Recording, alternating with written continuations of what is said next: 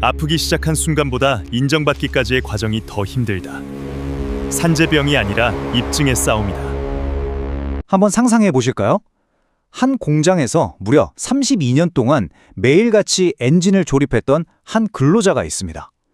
그러던 어느 날 허리에 정말 극심한 통증이 찾아와요. 자, 여기서 질문. 이건 그냥 나이가 들어서 아픈 걸까요? 아니면 수십 년간 이어진 그 고된 노동의 결과일까요? 이 정말 중요한 질문에 대한 법원의 판결, 지금부터 함께 제대로 파헤쳐 보겠습니다. 아마 일하시는 분들이라면 진짜 한 번쯤은 이런 생각 해보셨을 거예요. 이 지긋지긋한 허리 통증, 혹시 산업재해 아닐까?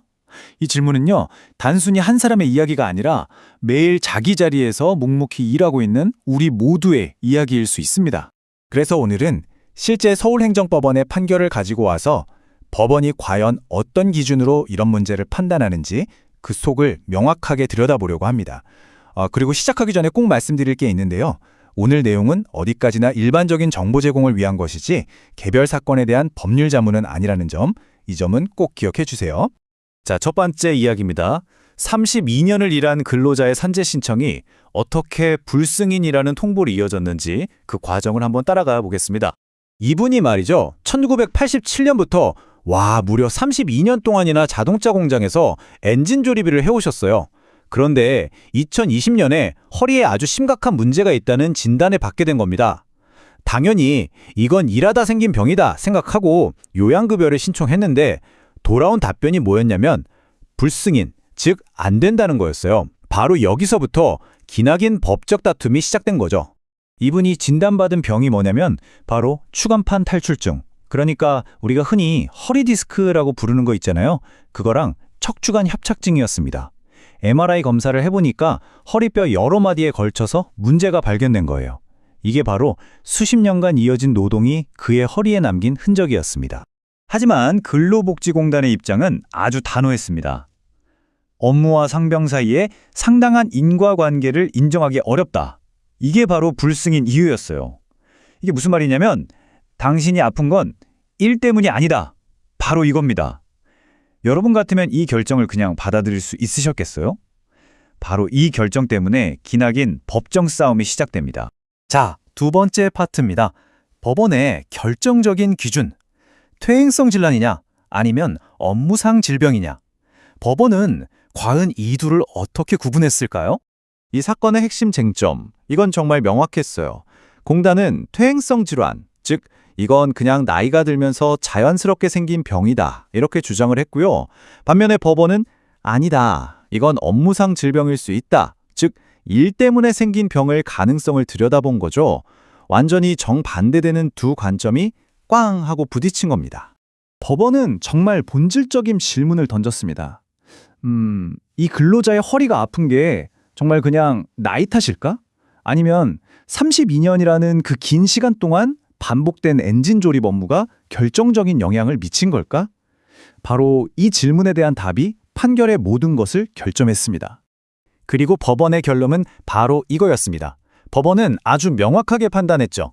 장기간의 반복 작업과 허리에 부담을 주는 자세, 바로 이런 것들이 질병을 만들고 또 악화시키는데 직접적인 영향을 미쳤다고요. 드디어 일과 통증 사이에 그 연결고리를 법원이 공식적으로 인정한 순간이었습니다. 그래서 최종 결론은 어떻게 됐을까요? 네, 법원은 근로복지공단이 내렸던 그 불승인 처분을 취소해라 이렇게 판결했습니다. 정말 긴 싸움 끝에 마침내 근로자의 손을 들어준 거죠. 자, 세 번째 파트입니다. 산재 승인의 핵심 증거. 그렇다면 이기기 위해서 도대체 뭘 어떻게 준비해야 했을까요? 그 비결을 한번 들여다보죠. 법원은요, 단순히 이 사람 오래 일했네? 이렇게만 보지 않았어요. 훨씬 더 구체적으로 봤습니다. 예를 들면 얼마나 오래, 또 얼마나 강도 높게 일했는지, 허리를 얼마나 자주 구부리고 또 비틀었는지, 무거운 건 들었는지 안 들었는지, 이런 것들을 하나하나 다 따져본 거예요. 그리고 여기에 MRI 같은 의학적인 자료, 또 작업 환경을 찍은 사진이나 동료들의 증언까지, 이 모든 걸 종합적으로 본 거죠. 그러니까 여기서 제일 중요한 포인트가 나옵니다. 바로 내가 어떤 일을 했다는 업무에 대한 증거, 그리고 내 몸 상태가 지금 이렇다는 의학적 증거. 이 두 개가 따로 놀면 안 된다는 거예요. 이 두 과지가 착 달라붙어서 하나의 완전한 스토리를 만들 때 비로소 그거 그냥 나이 탓이야 라는 주장을 넘어설 수 있는 힘이 생긴다는 겁니다. 자, 이제 마지막 파트입니다. 이 판결이 우리에게 시사하는 점, 바로 나이 탓이 아닐 때입니다. 이 판결의 진짜 핵심은 이거예요. 우리가 보통 아유, 그건 나이 들면 다 생기는 병이야 라고 쉽게 말해버리는 그런 퇴행성 질환 있잖아요. 그런 병이라도 업무와의 관련성만 제대로 증명해내면 충분히 업무상 재해로 인정받을 수 있다는 아주 중요한 길을 열어준 겁니다. 자, 오늘 이야기 이제 마무리하면서 여러분께 마지막 질문 하나 던져볼게요. 지금 여러분이 느끼고 있는 그 통증, 정말 그냥 나이가 들어서 그런 걸까요?